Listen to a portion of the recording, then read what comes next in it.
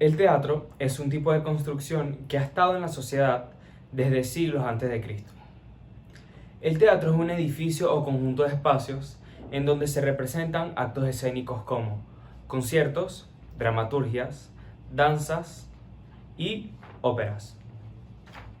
Los cambios arquitectónicos a través de los años se relacionan con el uso y funcionalidad que tiene la edificación junto a las nuevas necesidades que pueden presentar los usuarios. Para entender estos cambios debemos conocer las características de los edificios en las diferentes épocas y ver las diferencias entre sí, junto a las tendencias tipológicas.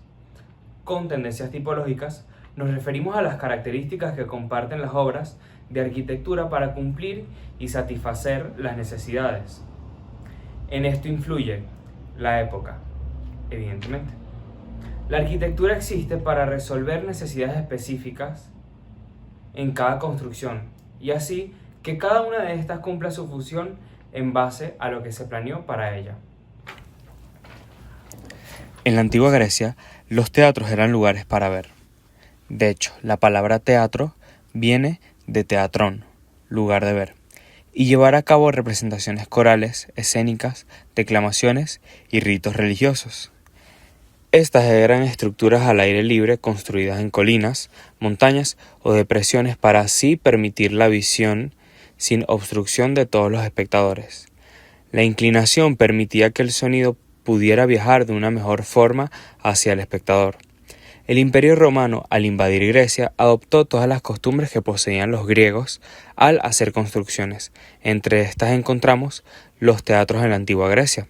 Los romanos renovaron y colocaron su identidad en los teatros. No vieron necesidad en hacer sus teatros en depresiones o colinas. Ellos mismos construían su propia inclinación. En términos más técnicos, la orquesta y la cávea pasaron a ser semicirculares, los parados pasaron a tener techo y bóveda, el esquene y el proscenio aumentaron su tamaño, entre otras cosas. Ya empezaba la idea del teatro como un edificio al que se debía innovar por sus necesidades. De aquí hacemos un salto bastante arbitrario al Renacimiento, ya que, por así decirlo, en la Edad Media la arquitectura teatral no tuvo un gran avance, esto por la visión de la Iglesia hacia el teatro. Justamente, la Iglesia veía el teatro como algo enteramente pagano. Y así pasamos, después de esta breve introducción, a la primera obra de interés, el Teatro Olímpico de Palladio.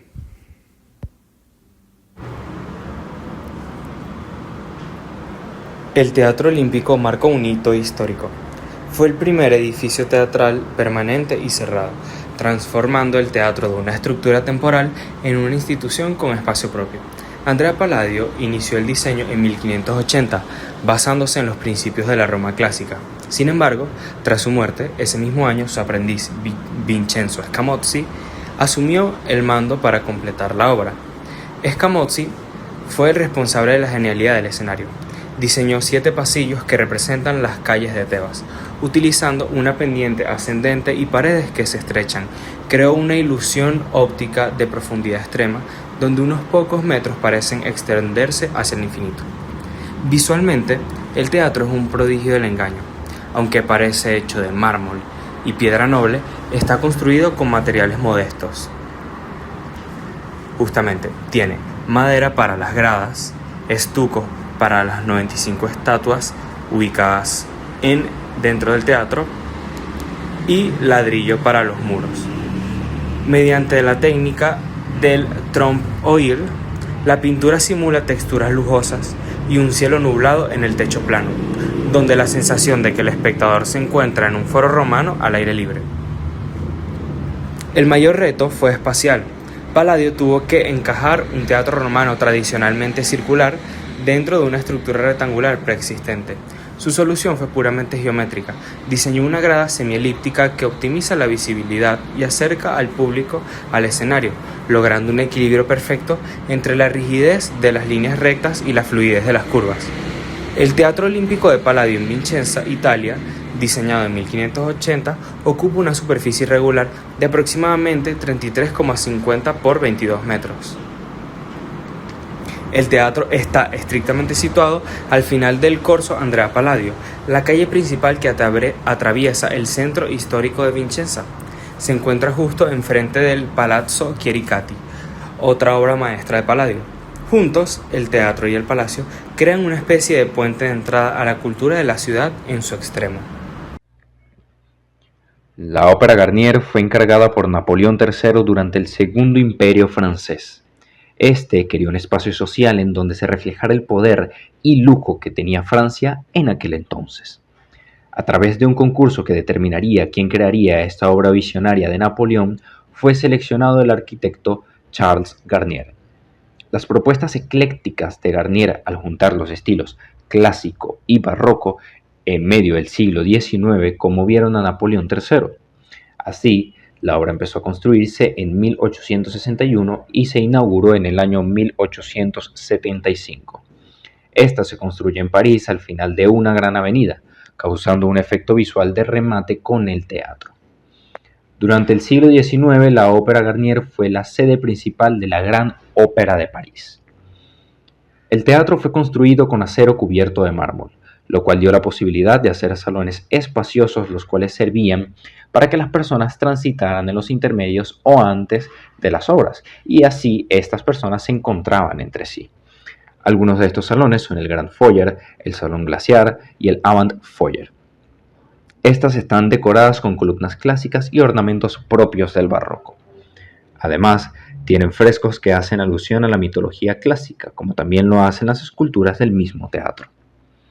Estos salones y esculturas están hechas y decoradas con mármol de colores, oro y bronce. Algunas esculturas son Apolo, la poesía, la música, la armonía, la danza, la pitonisa y las cariátides. La gran escalera es la parte más importante del teatro, ya que la innovación de esta fue permitir un espacio en donde las personas lucieran sus mejores galas e hicieran conexiones sociales, incluso de negocio. La fachada contiene una composición clásica de base, desarrollo y remate ricamente decorada. Su escenario tiene una forma de herradura, con butacas y palcos de lujo. Hacia arriba contiene la araña, la cual es una gran lámpara y muy pesada que cuelga del techo, y esta misma a su alrededor tiene un fresco. El fresco que podemos ver en la actualidad fue implementado por Chagall en el año 1964. El Teatro de la Danza de los Países Bajos, diseñado por Rem Koolhaas, fue un edificio innovador, estructurado en tres áreas principales: un auditorio con su respectivo escenario, un estudio de ensayo y un foyer. Cronológicamente es una obra del siglo XX. Esta fue finalizada en 1987 e historiográficamente se considera uno de los pilares de la arquitectura contemporánea, ya que rompió con los dogmas del movimiento moderno y del posmodernismo clásico para abrir paso a la experimentación actual. El deconstructivismo que contiene la estructura se caracteriza por la fragmentación, el diseño no lineal, la manipulación de la superficie de las estructuras y busca generar una sensación de imprevisibilidad y caos controlado. Esto se observa en la colisión de diferentes volúmenes geométricos. Con colisión de volúmenes nos referimos a que el edificio no se diseña como un solo bloque uniforme, sino como un conjunto de figuras geométricas, que parecen haber sido empujadas unas con otras hasta que se intersectan. La ausencia de una fachada principal única y monumental y el uso de materiales industriales baratos en un edificio de alta cultura desafía las jerarquías tradicionales. El teatro fue construido en el centro de La Haya, Países Bajos. El diseño tuvo que adaptarse a un sitio extremadamente estrecho en el centro de la ciudad, lo cual hizo difícil la construcción del mismo. Comprimido entre una autopista, una sala de conciertos ya existente y una iglesia del siglo XVII. Estos factores obligaron a Koolhaas a diseñar un edificio compacto. La zona grande contiene el escenario. Esta es de unos 35 por 18 metros cuadrados y este auditorio contiene 1001 butacas. El proyecto destaca por su densidad programática en un área limitada. Se dividió en tres zonas longitudinales para ensayos, otra para las representaciones y una tercera para el área social. Esta es el foyer. Para la estructura de la obra se utilizaron vigas y armaduras de acero. En los revestimientos se puede observar una chapa de acero corrugado y placas de yeso cubiertas con estuco y policarbonato. Para haber sido hecho con un presupuesto limitado, Koolhaas utilizó pan de oro en el cono del bar y mármol en secciones específicas para darle un toque de lujo a la estructura. Además, la cubierta contiene una doble capa de chapa de oro plegada de forma trapezoidal. La cubierta del auditorio tiene una forma sinusoide, autoportante que no solo es estética, sino una mejor acústica interna y permite una silueta exterior dinámica. Contiene un bar suspendido en forma de cono invertido dentro del vestíbulo, que servía como un punto de encuentro social y desafío estructural. La torre de Tamoya, Fly Tower, contaba con un mural icónico, que aportaba un elemento narrativo y artístico al edificio. El edificio funcionaba como un condensador separando físicamente el mundo de la producción, es decir, ensayos, del mundo de la exhibición, es decir, el teatro, unidos por el espacio público del foyer. Ahora vamos a analizar cómo se ven ciertas similitudes y diferencias entre un teatro y otro que hemos estudiado. En el Teatro Olímpico, Palladio realizó una reinterpretación de las composiciones clásicas del teatro, tomando esencialmente a Vitruvio como referencia. Por la parte de adentro, vemos cómo consta de una composición de base, desarrollo y remate, decoradas esencialmente con balustradas, columnas, columnatas, esculturas y relieves. Cuando vemos la ópera Garnier, observamos una composición similar.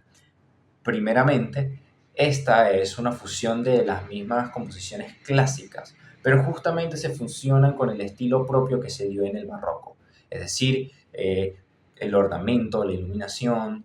Seguidamente, en la fachada vemos como Garnier rescata también esta composición clásica de base, desarrollo y remate, por supuesto ornamentado con sus respectivas esculturas, sus respectivos relieves y sus respectivas columnas que van decorando, ornamentando toda esta fachada bajo y dentro de esta composición de base, desarrollo y remate. Cuando llegamos al teatro de la danza vemos como toda esta tradición clásica y bueno, de cierto modo también barroca, se desconstruye, aplicando una composición más similar a lo que uno está acostumbrado en la actualidad en los edificios modernos, siendo este un edificio propio del periodo artístico del siglo XX. A través de las obras estudiadas podemos observar cómo éstas varían a nivel ideológico, en concepto y forma de construcción, dependiendo del periodo en el que fue creado. Los cambios arquitectónicos a través de los años se relacionan con el uso y funcionalidad que tiene la edificación junto a las nuevas necesidades que pueden presentar los usuarios. Un ejemplo de esto son las obras que hemos analizado a lo largo de este video, como la ópera Garnier, que necesitaba un espacio como lo son sus icónicas escaleras, en donde una función esencial era el encuentro de estas personas que iban a ver el teatro, exhibirse y hacer conexiones sociales, incluso para cerrar negocios en ese momento. Otro ejemplo de eso lo vemos con Vincenzo Scamozzi al momento de poner las calles de Tebas en la escenografía del Teatro Olímpico, para que así la Academia Olímpica en sus representaciones teatrales pueda hacer una representación de las calles de Tebas para sus tragedias griegas de una forma más realista para la época. También podemos observar cómo cada autor buscó innovar en la creación de cada uno de los teatros que mencionamos anteriormente, llevando siempre la arquitectura un paso más adelante a través de la historia y del teatro.